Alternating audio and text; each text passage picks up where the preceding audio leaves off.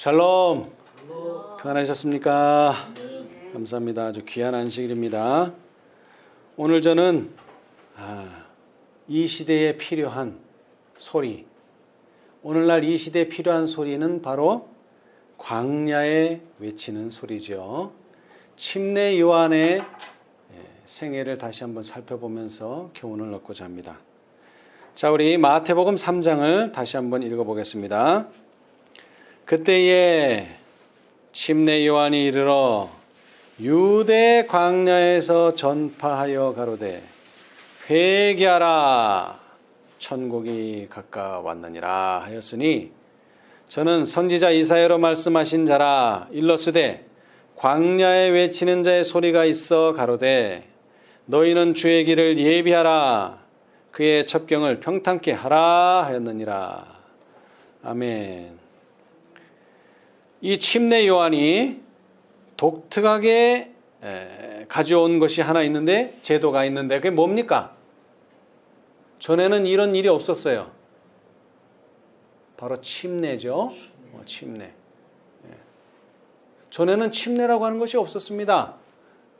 침례를 대신하는 교회 의식이 있다면 뭐가 있었을까요? 침례를 대신할 만한 할례 의식이 있었죠. 할례 의식. 하나님의 백성이냐 아니면 이방인이냐, 하나님의 자녀냐 아니냐를 구분할 수 있는 유일한 표는 뭐라고요? 할례가 있었어요. 할례. 할례는 그 자체가 고통스러운 일이죠. 자기 살을 잘라내는 것입니다. 자, 그런데 그 할례 예식 대신에 이제 침례 요한은 하나님의 뜻을 따라 새로운 의식을 하나 가져왔는데 바로 침례라고 하는 것입니다. 그래서 예수님도 누구한테서 침례를 받았습니까? 침례 요한한테서 침례를 받았어요. 다시 말하면 이 예식은 예수님도 인정하시는 예식입니다. 왜? 예수님도 침례를 받으셨으니까. 자, 그런데 이 침례를 받기 위해서는 먼저 해야 할 일이 하나 있습니다. 뭡니까? 회개를 해야 합니다. 내가 회개했습니다 하는 표로 뭘 받습니까? 침례를 받죠. 침례를 받아요. 근데 이 침례는 두 가지가 있습니다.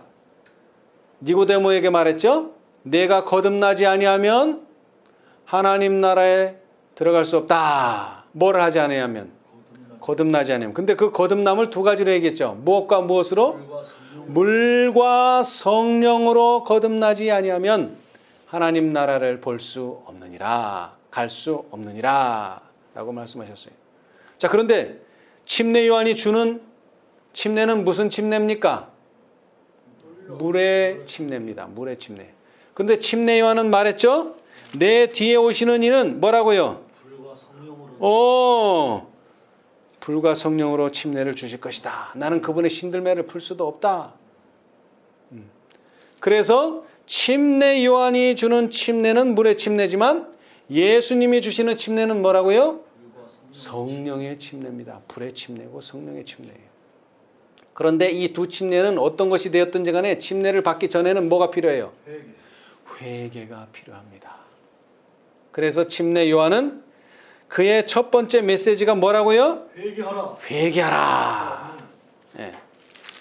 자, 그런데 이때 당시에 유대 나라의 상황이 아주 좋지 않았습니다. 왜냐하면 유대 나라는 어느 나라의 속국이었죠? 로마의 속국이었어요. 그런데 이 로마의 속국이 된 지도 오래됐지만 이 침례 요한 당시는 더 좋지 않은 것이 무엇이냐면 전에는 로마의 속국이기는 했지만 왕을 누가 선출했어요? 유대 나라가 직접 선출했어요. 그런데 이 침례 요한 당시에는 로마가 직접 유대 나라를 통치했어요. 그래서 예수님을 죽이게 허락한 빌라도는 누가 왕으로 세운 사람이에요? 통치자로 세운 사람이에요? 로마가 세운 사람이에요. 유대인이 원해서 된 사람이 아니에요. 그러니까 이 유대인들이 어떻게 되겠어요? 우리는 하나님의 백성인데 감히 이방인들이 우리를 통치해 하면서 뭐를 했었어요? 독립운동을 했었어요. 그런데 안타깝게도 독립운동이 성공할 수가 없었죠. 왜 성공할 수 없었어요? 그들의 노력이 적어서요? 아니요. 이것이 하나님의 뜻이에요. 여러분, 왜 이스라엘 사람들이 애굽에서 가게 살게 되었으며 왜 또 나중에는 노예로 살게 되었습니까? 이것이 하나님의 뜻입니다. 자, 이스라엘 백성이 왜 바벨론의 침공을 받았으며 왜 바벨론의 포로가 되어야 했습니까? 이것이 하나님의 뜻입니다. 그 다음에 다시 이 이스라엘 유대 나라가 로마의 속국이 되는 것도 뭐라고요? 하나님의 뜻입니다. 섭리입니다. 왜요? 왜? 이들은 자신의 잘못을 볼 수가 없었어요. 스스로. 그래서 외부의 환경에 의해서만 볼 수 있는데 그 환경을 하나님께서는 그래서 뭘로 만드신 거예요?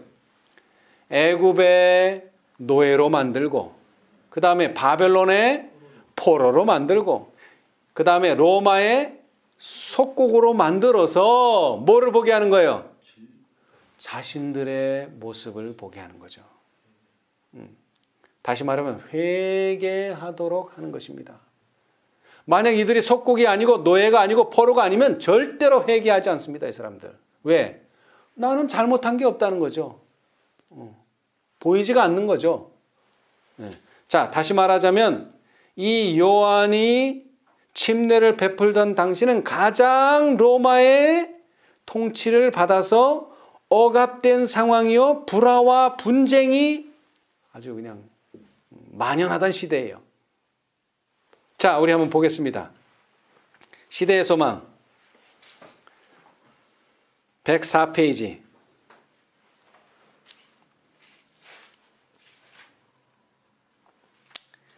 구속의 역사 623페이지 오른쪽 단 첫 번째 문단입니다.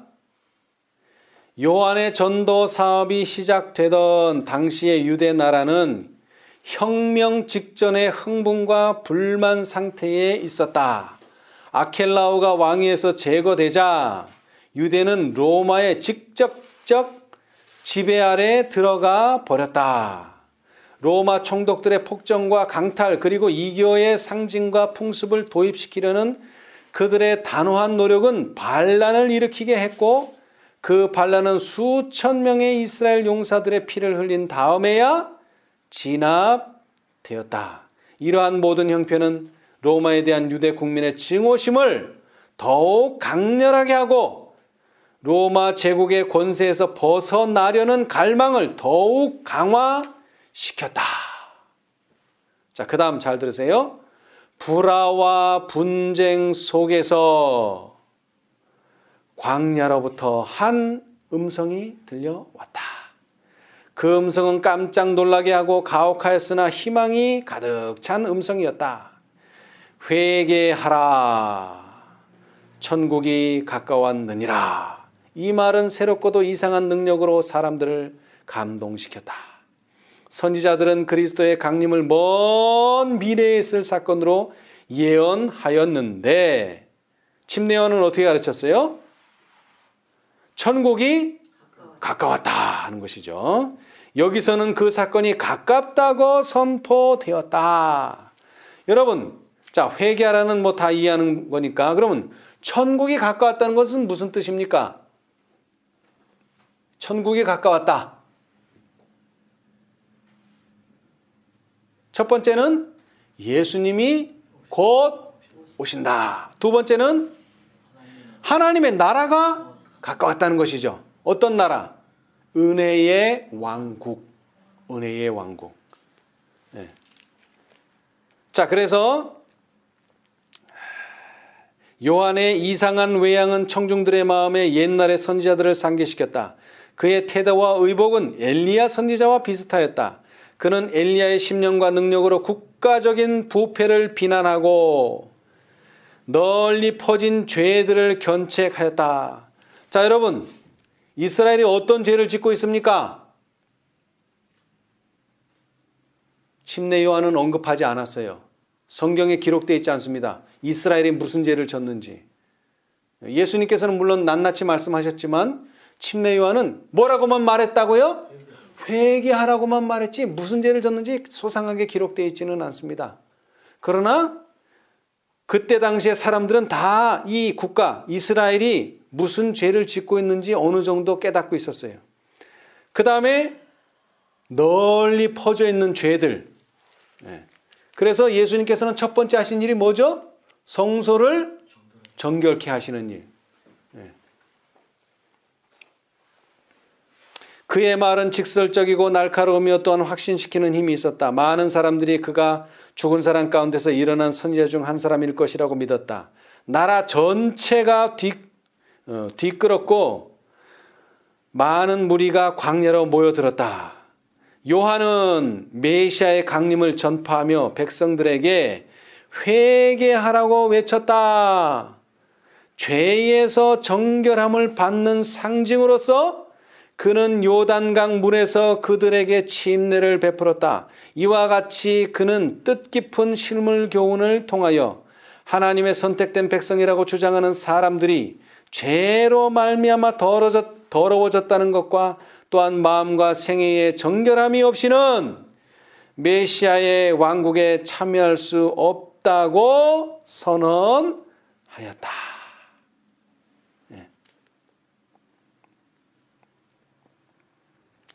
자, 이때 당시에 사람들의 상태는 좀 더 정확히 말하자면 이스라엘 사람들은 어떤 사람들입니까? 성경을 아는 사람들입니까? 성경에 무지한 사람들입니까? 성경을 아는 사람들이죠. 그런데 성경을 순종하는 사람들입니까? 불순종하는 사람들입니까? 순종하는 것처럼 보이지만 마음은요, 불순종하고 있는 상태였었어요. 그런데 자꾸 뭐만 보여요? 눈으로는 순종하는 것만 보이죠. 그죠?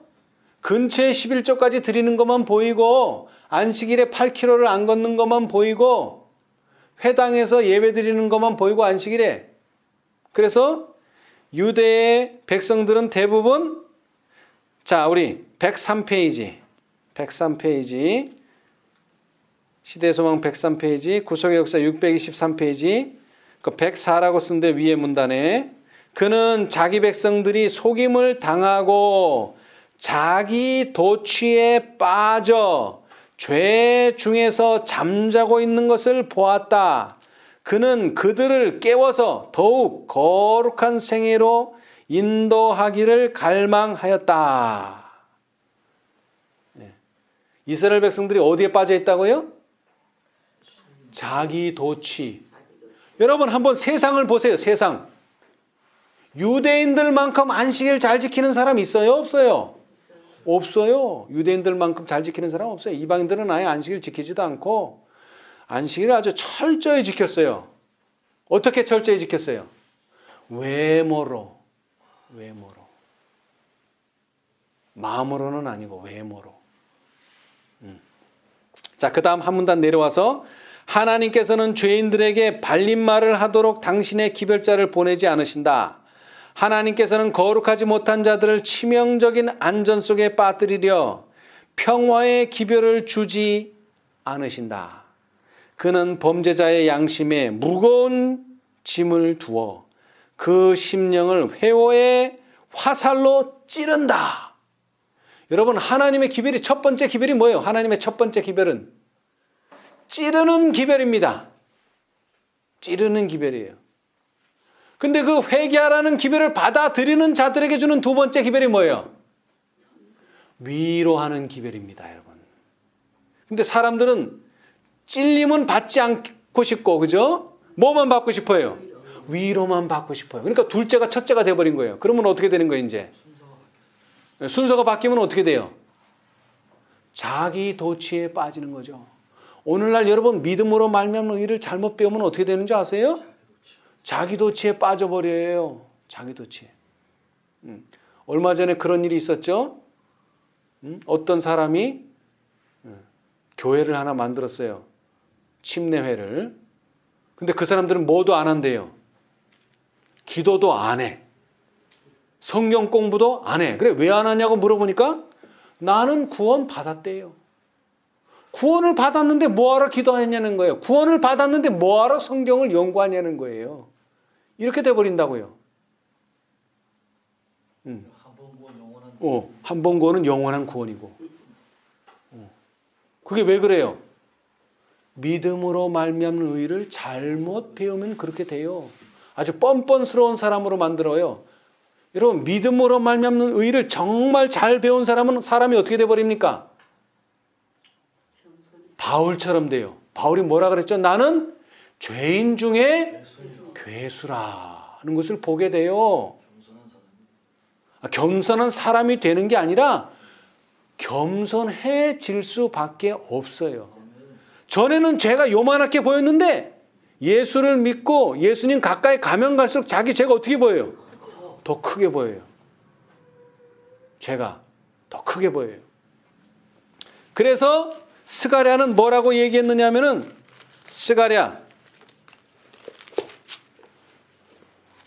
스가랴서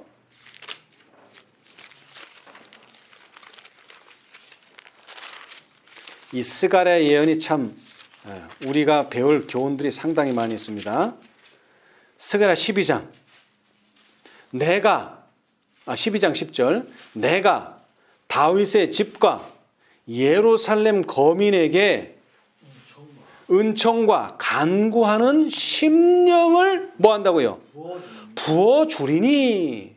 여러분, 마음은 내가 가지고 있는 거예요. 그죠? 근데 심령을 부어준다는 게 뭐예요? 그런 마음이 생기게 해준다는 거예요. 어떤 마음? 은총과 간구하는 마음. 근데 뭐를 간구하고 어떤 은총을 받아요? 그들이 그 찌른 바 그를 바라보고 그를 위하여 애통하기를, 독자를 위하여 애통하듯 하며 그를 위하여 통곡하기를 장자를 위하여 통곡하듯 하리로다. 무슨 마음이 생긴다고요? 애통하는 마음이 생겨요. 애통. 여러분, 8복 가운데 두 번째 복이 뭡니까? 애통하는 자는 복이 있나니. 저희가 위로를 받을 것이니. 근데 사람들은 애통하는 마음이 잘 안 생겨요. 예수님을 알고 나면 야, 나는 이제 예수님 안에서 의로워졌고 예수님이 나를 의롭게 해주셨기 때문에 나는 이제 슬퍼할 일이 없다. 나는 기뻐해라. 물론 기뻐해야 되는 건 맞지만 우리는 뭐에 대해서는 항상 애통함을 가져야 돼요? 죄에 대해서는 애통함을 가져야 되고, 그 죄가 그냥 작은 죄가 아니라 내가 거짓말 한 번 하고 내가 잘못한 안식일 한 번 안 지키고 이 죄가 결국 예수를 십자가에 못 박았다고 하는 사실을 보게 된다는 것입니다. 그 애통함이 있어야 돼요. 자, 우리 호세아서도 말하고 있어요. 호세아 6장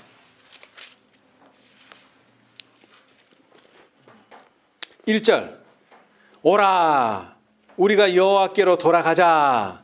왜 돌아가야 됩니까? 여호와를 떠나왔거든요. 지금 여호와를 떠나왔어요. 율법에 불순종하고 있어요. 율법을 불순종하고 있어요. 여호와께서 우리를 뭐 하셨으나? 찢으셨으나. 하나님이 우리를 찢기도 하시네. 여러분, 이거 깨달으셔야 돼요. 하나님이 우리를 찢으십니다. 왜 찢으셔요? 아니요. 우리 속에 뭐가 있어요? 지금 우리 속에 죄가 있어요. 여러분, 우리 속에 이거 찢어지지 않고서는 그 죄를 빼낼 수가 없어요. 찢어야 돼요. 메스를 대야 된단 말이에요. 아프지만. 왜? 죄가 어디 속에 있다고요? 내 마음 속에, 내 육체 속에 죄가 있기 때문에 찢어야 돼요. 그렇지만 뭐 하기 위해서 찢은 거예요? 치료하기 위해서. 찢으셨으나 도로 뭐? 낫게 하실 것이요. 우리를 또 뭐 하셨어요? 치셨으나. 왜 치셨어요? 우리 속에 죄가 있단 말이에요. 우리 속에 죄가. 그 죄를 드러내기 위해서 치신 거예요. 치셨으나 또 뭐 해주십니까? 싸매어 주실 것임이라. 하나님이 그래 너는 잘한다만 하시면 얼마나 좋겠어요. 그런데 하나님께서는 뭐를 드러내셔야 돼요? 죄를 드러내셔야 돼요. 안타깝지만. 근데 왜 죄가 드러나야 되죠? 버리기 위해서. 여러분, 6월절 다음에 절기가 뭐예요? 무교절이에요. 무교절에 뭘 하는지 아세요?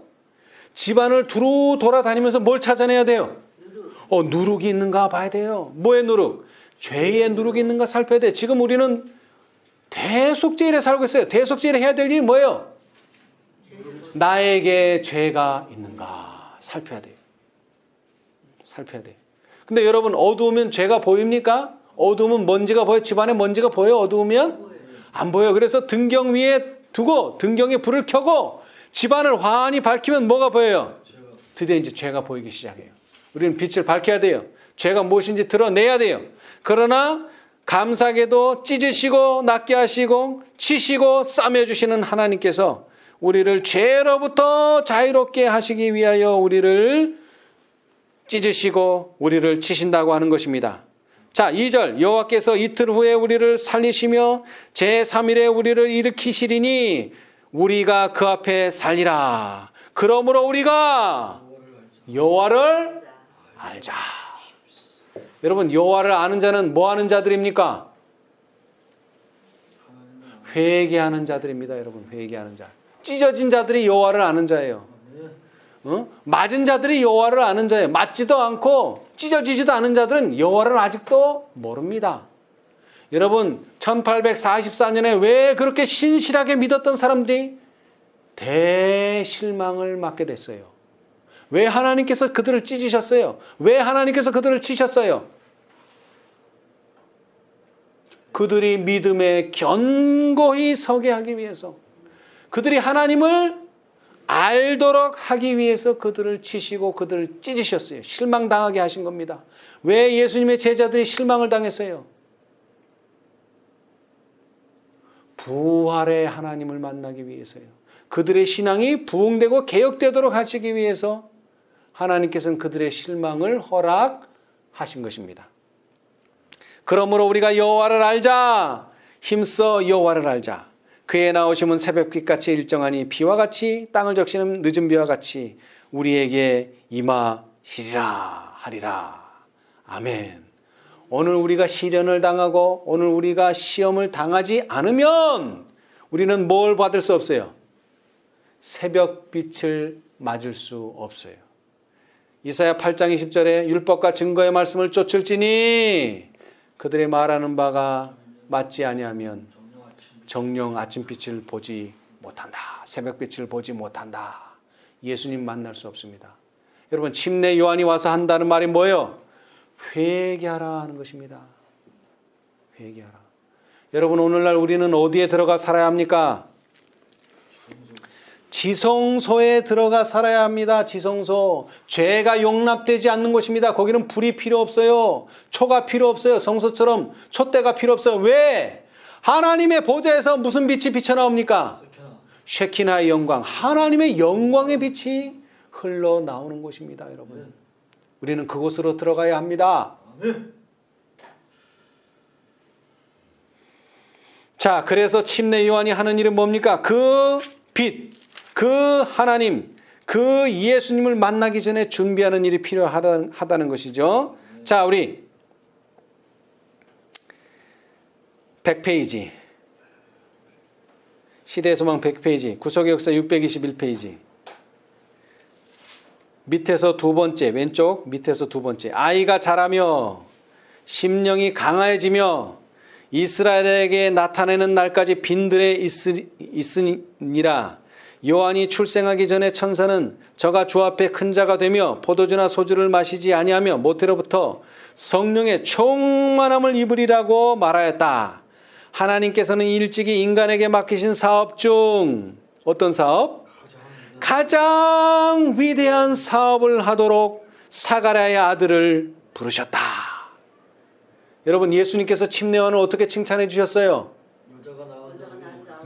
여자가 낳은 자 중에 가장 큰 자. 근데 왜 가장 큰 자죠? 그는 바로 인간에게 맡기신 사업 중에 가장 위대한 사업을 할 사람이기 때문에 그렇습니다. 근데 그 사업이 뭐예요? 그 사업이 뭐예요? 예수님을 맞이하기 위해서 준비하는 일입니다. 그렇죠? 자, 그런데 그 준비를 어떻게 하는가 봅시다. 이 사업을 성취하기 위하여 그는 주를 뭐로 모셔야 돼요? 예, 동력자로. 동력자로 모셔야 할 것이었다. 여러분, 침례 요한의 버금가는 일을 또 할 사람들이 말세에 나타나는데 누굽니까? 재림운동을 하는 사람들입니다. 재림운동. 그죠? 우리가 아는 대로 계시록 14장의 새 천사와 계시록 18장의 천사들이 바로 재림을 맞이하게 준비시키는 광야에서 외치는 자의 소리가 될 것입니다. 그것이 오른편에 나와 있어요. 101페이지. 시대서왕 101페이지. 오른쪽 단. 요한은 한 선지자로서 말라기가 예언했죠? 아비의 마음을 자식에게 거스르는 자를 의인의 슬기에 돌아오게 하고 주를 위하여 세운 백성을 예비하게 할 것이었다. 그는 그리스도의 초림을 위하여 길을 예비함으로 주의 재림을 위하여 백성을 준비시킬 자들의 한 표상이었다. 자, 침례 요한은 누구의 표상이라고요? 재림을 위하여 백성을 준비시킬 자들, 누굽니까? 천사들, 계시록 14장의 천사들, 계시록 18장의 천사들을 표상하는 사람입니다. 자, 그런데 그 표상하는 사람들이 뭘 하는가 봅시다. 세상은 방종에 빠져 있다. 오류와 우화가 많으며 영혼을 멸망시키기 위한 사단의 올무는 증가된다. 하나님을 두려워하는 가운데 거룩함을 온전히 이루기를 원하는 모든 사람들은 절제와 자제의 공갈을 배워야 한다. 식욕과 정욕은 보다 더 고상한 정신력에 복종되어야 한다. 이 자훈련은 우리로 하여금 하나님의 말씀의 거룩한 진리를 뭐하고? 깨닫고 실천할 수 있도록 해줄 정신력과 영적 통찰력을 얻는데 뭐하다? 필수적이다. 이러한 이유로 절제가 그리스도의 재림을 위해 준비하는 이 일의 일익을 담당하는 것이다. 그래서 침례 요한은 뭐만 먹고 살았어요? 광야에서 메뚜기와 석청만 먹고 살았어요. 뭐를 보여주기 위해서? 절제. 응? 먹고 싶은 대로 먹고 살고 싶은 대로 사는 것을 통해서는 뭐 할 수 없다고요? 하나님의 말씀의 거룩한 진리를 깨닫고 실행할 수가 없다는 것이죠. 왜? 정신력이 첫째 약해져요. 정신력이. 그 다음에 통찰력이 흐려지고 통찰력이. 자, 그래서 이 침례 요한은 광야에서 살면서 메뚜기의 석청을 먹으면서 거룩하게 구별된 생애를, 절제하는 생애를 살면서 예수님의 초림을 준비했는데요. 자, 재림을 준비하기 위한 우리도 똑같이 침례 요한의 방법을 사용해야 합니다. 우리도 뭐 해야 돼요? 그래서 절제해야 돼요. 절제해야 돼요. 모든 일에 절제해야 돼요. 먹는 것뿐만 아니라. 자, 그런데 더 중요한 것이 있어요. 자, 그 다음 100페이지, 시대소망 100페이지. 아까 읽었던데 계속해서 읽겠어요. 하나님께서는 일찍이 인간에게 맡기신 사업 중 가장 위대한 사업을 하도록 사갈의 아들을 부르셨다. 이 사업을 성취하기 위하여 그는 첫 번째, 주를 그의 동력자로 모셔야 할 것이었다. 뭐로? 동력자로. 자, 요한복음 1장이 뭐라 그랬어요? 태초에 하나님의 말씀이 계시니라. 이 말씀이 하나님과 함께 계셨으니 이 말씀은 곧 하나님이시니라. 말씀이 뭐라고요? 하나님이시니라. 특별히 어떤 하나님? 말씀이 육신이 되어 우리 가운데 거하심에 예수님. 말씀이 육신이 되신 예수님. 자, 그런데 침례 요한이 이 가장 위대한 일을 하기 위해서 첫 번째 해야 될 일이 뭐라고요? 예수님을 뭐로? 동력자로 모셔야 한다. 다른 말로 하면 뭐예요? 말씀을 동력자로 삼아야 한다. 율법과 증거의 말씀을 쫓아야 된다. 그것이 침례 요한의 첫 번째 해야 할 일입니다. 자, 그 다음에는 동역자가 된다면 그리고 그가 누구의 지시에 유의하면? 천사의 지시에 유의하면 하나님의 성령이 그와 함께 하실 것이었다. 여러분, 첫째 천사가 활동하던 시대에 우리는 어떤 천사의 지시를 받아야 돼요? 첫째 천사의 지시를 받아야 돼요. 둘째 천사가 활동하던 시대에는 둘째 천사의 지시를 받아야 돼요. 셋째 천사가 활동하던 시대에는 셋째 천사의 지시를 받아야 돼요. 그 다음에 계시록 18장으로 가서 또 다른 천사의 시대에는 그 다른 천사의 지시를 받아야 돼요. 여러분, 이 시대는 침례요한과 같이 일해야 되는데, 첫 번째, 우리는 율법과 증거의 말씀을 쫓아야 돼요.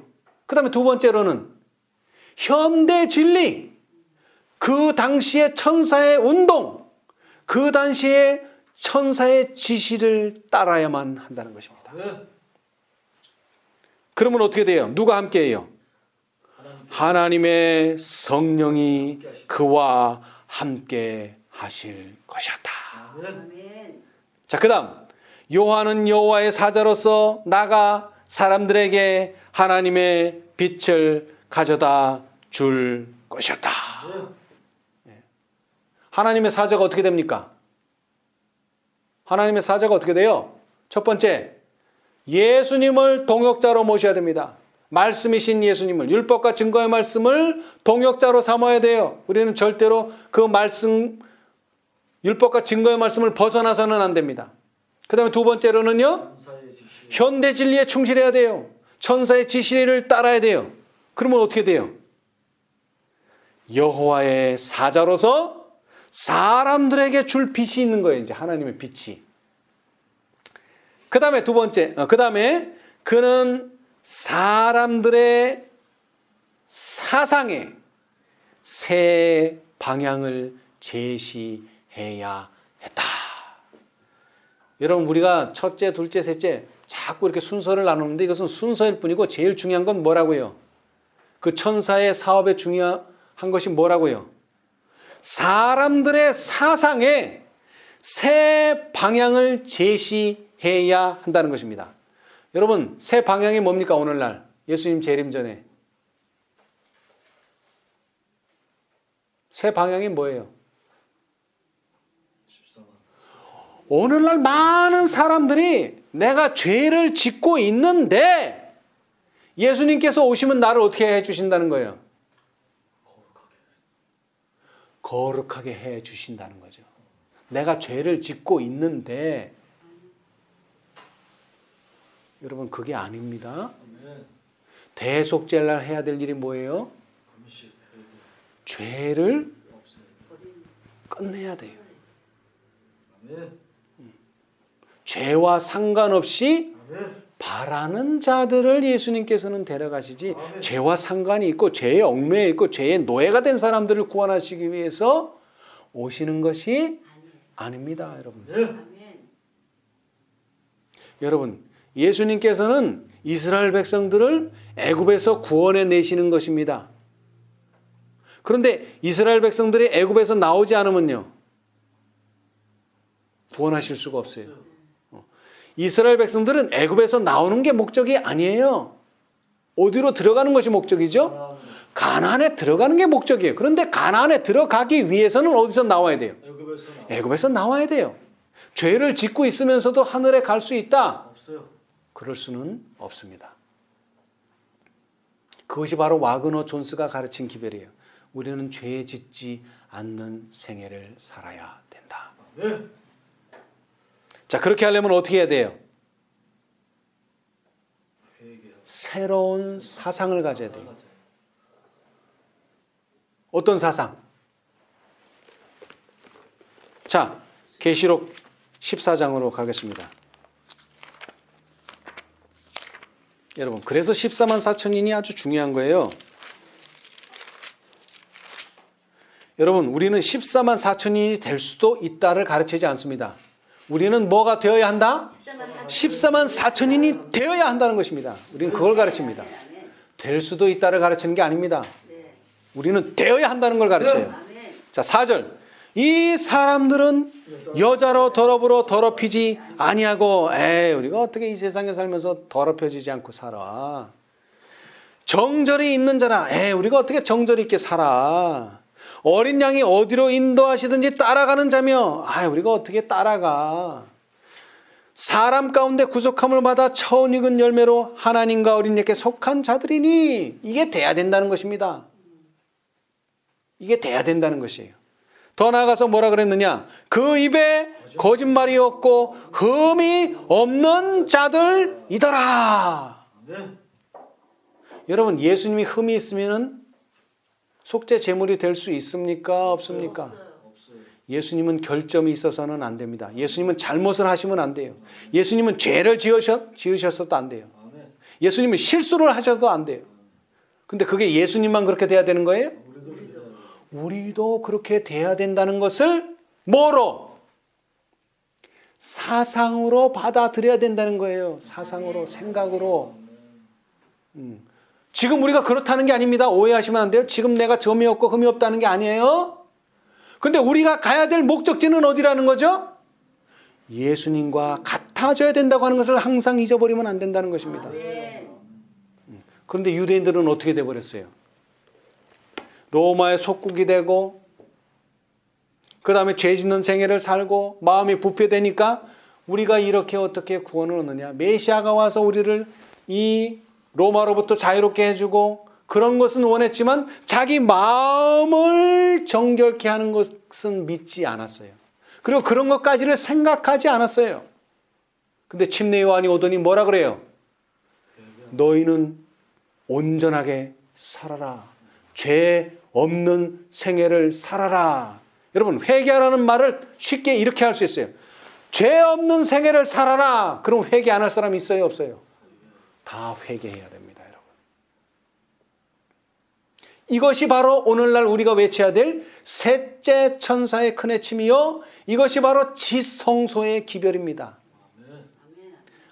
우리가 육신이 연약하여 죄를 지을 수밖에 없다 라고 생각하거나 라고 변명해서는 안 됩니다, 여러분.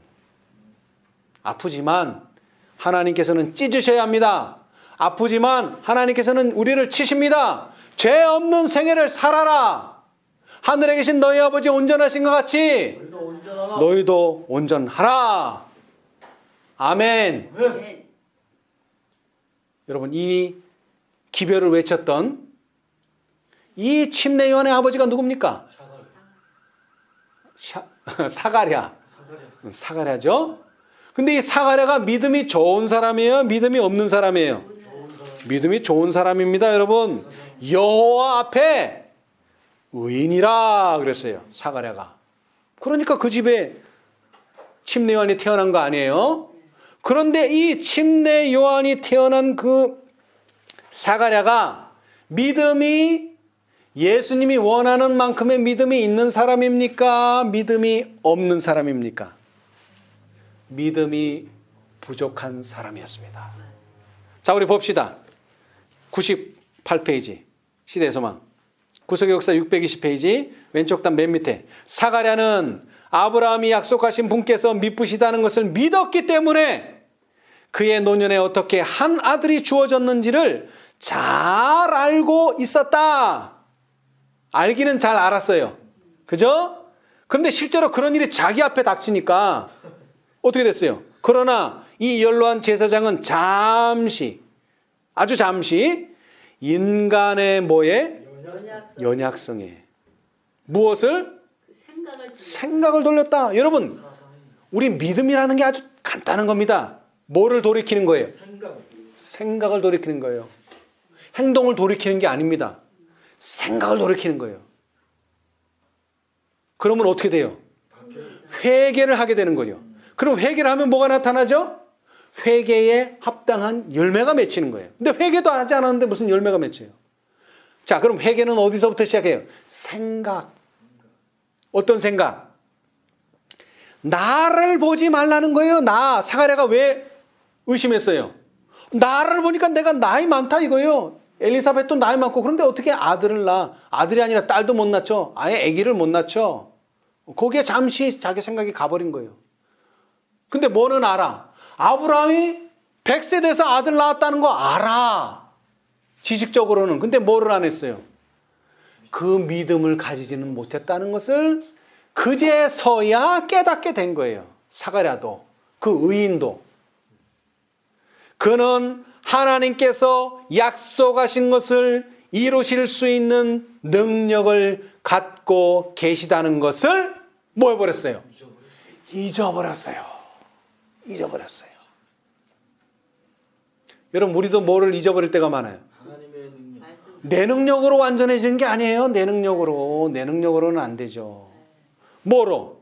하나님께서 약속하신 것을 이루실 수 있는 능력이 그분에게는 있다. 이걸 잊어버린단 말이에요, 자꾸. 그래서 그 밑에 보면 그의 이 불신은 천사가 그 귀한 기별을 전하였을 때에 주의 계집종이오니 말씀대로 내게 이루어지이다 라고 대답한 나사렛의 처녀 마리아의 어린아이와 같은 믿음과 얼마나 대조적인가. 여러분, 아이들은 아주 단순합니다. 거짓말해도 잘 속아 넘어가요. 그죠? 어른들은 잘 안 속는데. 그 속아 넘어가라는 뜻이 아니라 우리는 하나님의 말씀에는 어떤 믿음을 가져야 된다? 어린 아이와 같은 믿음을 가져야 된다. 그래서 아브라함과 마리아의 아들의 출생과 같이 사가랴에게 아들의 출생은 뭘 보여줍니까? 큰 영적 진리, 곧 우리가 느리게 배우고 쉽게 잊어버리는 진리를 가르치기 위한 것이다. 그 진리가 뭐냐? 우리 스스로는 아무런 선을 행할 수 없다. 반면에 우리는 할 수 없는데 우리가 할 수 없는 것도 순복하고 믿는 영혼 속에서 뭐의 능력이? 하나님의 능력으로 말미암아 이루어질 것이다. 약속의 아들을 얻은 것은 무엇을 통해서였다? 믿음을 통하여 된 것이었다. 그럼 우리가 이루어지는 것도 믿음을 통하여 되는 것이다. 그래서 믿음을 통해서 뭐가 바뀌어야 돼? 생각. 그 다음에 뭐? 생각이 자꾸 깊어지면 뭐가 돼요? 사상. 이게 사상이 돼야 돼. 믿음으로 말면 이가 생각이 아니라 사상이 돼야 돼. 그래서 유대인들이 새로운 방향으로 사상을 가지도록 침례 요한이 나타난 거예요. 자, 그래서 다시 100페이지로 와서 구속의 역사 621페이지, 시대의 소망 100페이지로 다시 와서 요한은 여호와의 사자로서 나가 사람들에게 하나님의 빛을 가져다 줄 것이었다. 여러분, 우리가 전하는 이것은 뭡니까? 다 빛이에요. 빛은 뭐라고요? 빛은 여러분, 빛 잡아둘 수 있어요? 없어요, 여러분. 이것은 계속 뭐하고 있어야 돼요? 붙들어야 되고 품어야 되는 거예요. 그냥 나 받았다로 끝나서는 안 돼요. 무슨 얘기인지 아시겠죠? 빛은 저장이 되지 않습니다, 여러분. 우리 믿음도 저장되는 게 아니에요.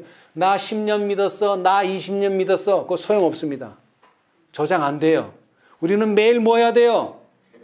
매일 믿어야 돼요. 매일 하나님의 믿음으로 말미암는 일을 경험해야 돼요. 나는 할 수 없다. 그러나 하나님의 능력은 나를 변화시킬 수 있다. 그는 사람들의 사상의 새 방향을 제시해야 했다. 그는 사람들에게 하나님의 요구의 신성성을 인식시키고, 뭐를 인식시키고? 하나님의 요구. 하나님의 요구가 뭐예요? 율법. 껍데기 율법이 아니에요, 이거. 예수님이 뭐라고 가르쳤어요? 내가 새 계명을 너에게 주노니 뭐하라? 사랑하라. 율법의 요구, 사랑하라예요. 사랑하라는 신성성. 율법은 사랑이라는 그 신성성을 인식시키고, 그 다음에는요, 완전한 의의 필요성을 느끼도록 해야 했다. 아, 나는 예수 믿지만 아직도 품성에 불완전함이 있어. 그래도 예수님이 내가 예수님 사랑하니까 예수님께서 나를 구원해 주시기, 그런 생각 가지면 안 된다는 거예요. 내가 어떻게 돼야 된다? 완전한 의를 가져야 된다. 근데 그 의가 어떻게 생긴다? 믿음으로. 정확히 말하자면 하나님이 주신 선물을 믿음으로 받아들일 때에 그 선물이 뭐가 된다? 나의 것이 된다. 그러한 기별자는 거룩해야 했다. 그는 하나님의 성령이 거하실 성전이 되어야 했다. 그는 이 사명을 수행하기 위하여 건전한 체력과 정신적, 영적 능력을 가져야 했다. 여러분, 다섯째 천사는 어떻게 돼야 됩니까? 체력, 정신적, 영적 능력이 뭐 돼야 된다? 완전해져야 된다는 것이죠. 아, 예수님 저는 이래서 못하고 저래서 못하고 이래서 안 되고 저래서 안 되고 자꾸 핑계하시면 안 됩니다, 여러분. 우리의 목표는 뭐예요? 완전한 의가 나의 의가 되어야 합니다. 여기서 양보하거나 후퇴하면 안 돼요. 그러나 우리는 하다 보면 뭐 할 때 있어요?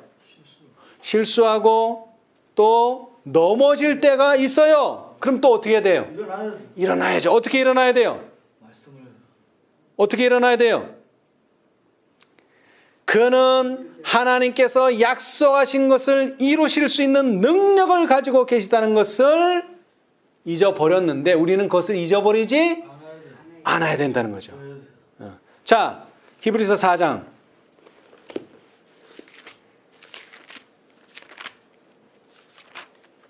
여러분, 우리 매일매일을 이렇게 사시기 바랍니다.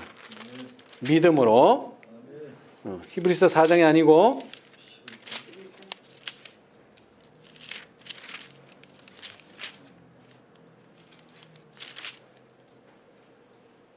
히브리서 12장 2절. 믿음의 주요 또 온전케 하시는 이인 예수를 바라보자. 여러분 자신의 연약성을 보지 마시기 바랍니다. 뭐를 봐야 돼요? 믿음의 주요 온전케 하시는 이인 예수를 바라보자. 그럼 어떻게 된다고요? 빌립보 4장 13절. 내게 능력 주시는 자 안에서 모든 것을 할 수 있다. 내게 능력 주시는 자 안에서 내가 모든 것을 할 수 있느니라. 아멘. 우리 모두 침례 요한과 같이 광야에서 외치는 자의 소리가 될 수 있도록, 천사의 운동을 주장할 수 있도록 우리도 매일 매순간 믿음의 주여 또 온전케 하시는 이인 예수를 바라보는 저와 여러분이 되시기를 간절히 바라면서 말씀 마치겠습니다. 아멘. 감사합니다. 하늘에 계시는 감사하신 저희들의 아버지, 2000년 전에 예수님이 오심을 위하여 준비시켰던 침례 요한의 사명을 다시 한번 깨우쳐 주시니 감사합니다. 예수님의 초림을 위하여 준비시켜야 했던 침례 요한의 생애를 다시 한번 기억하게 도와주시고 그 똑같은 생애를 우리도 살아야 한다고 하는 사실을 다시 한번 깨닫게 해 주시니 감사합니다. 우리의 생각을 이제 믿음으로 말미암는 의에 고정시킬 수 있도록 도와주시고 사가랴처럼 잠시 자신의 연약성을 보고 하나님의 말씀을 불신했던 그러한 신앙생애가 되지 않도록 주님 도와주시옵소서. 우리의 연약성을 깨닫고 즉시로 믿음의 주여 온전케 하시는 이인 예수를 바라보는 우리가 되게 하여 주시옵소서. 우리가 할 수 없는 일을 하나님의 능력은 하실 수 있다고 하셨사오니 그 말씀만을 의지하는 믿음을 가질 수 있도록 도와주시옵소서. 침례 요한이 그때 당시에 유대인들의 자기도 취한 신앙생애를 꾸짖으시며 하나님의 요구의 신성성을 다시 한번 깨우쳐 주시고 그들로 하여금 예수님을 의지하는 완전한 의만을 요구했다고 하는 사실을 다시 한번 깨우쳐 주셨사오니 감사합니다. 오늘날 우리에게 주어진 이 놀라운 14만 4천인의 표준, 우리는 정말로 도달하기를 원합니다. 그 놀라운 의를 얻기를 원합니다. 그러나 주님이시여 우리 자신을 바라보건대 아직도 부족하고 아직도 연약한 것이 너무나 많습니다. 주님, 이제 우리의 눈을 예수님께 고정할 수 있도록 도와주시옵소서. 예수님과 동역자가 되도록, 말씀이신 예수님과 동역자가 되도록 도와주시옵소서. 또한 이 시대에 당신의 천사들을 이 땅에 보내주셨사오니 그 천사들의 지시에 따르는 우리가 되게 하여 주시옵소서. 그리하여 백성들에게 하나님의 빛을 전해주는 당신의 여호와의 사자가 되게 하여 주시옵소서. 그러기 위하여 먼저 우리가 그러한 경험을 하기를 원하오니 주님이시여 하나님의 요구의 신성성을 다시 한번 깨우쳐 주시고 오늘날 우리가 이 대속죄일의 지성소의 생애를 살아야 한다고 하는 사실을 다시 한번 기억하게 도와주시옵소서. 완전한 의만이 하나님께서 요구하신다고 하는 사실을 다시 한번 기억하게 도와주시고 그럴 때마다 그 요구를 받을 때마다 예수님을 바라보는 저희의 믿음이 되도록 하여 주시옵소서. 그러나 혹시 우리가 넘어질지도 모르겠습니다. 그러나 그리할지라도 우리 예수님을 다시 보고 베드로처럼 돌이킬 수 있는 우리 모두의 믿음이 되도록 축복하여 주시옵소서. 이와 같은 믿음 우리의 매 생애마다 가질 수 있게 도와주시고 이 자리에 함께하지 못하는 당신의 자녀들에게도 같은 믿음 허락해 주시옵소서. 모든 것을 우리 주 예수 그리스도의 이름으로 기도드리옵나이다. 아멘.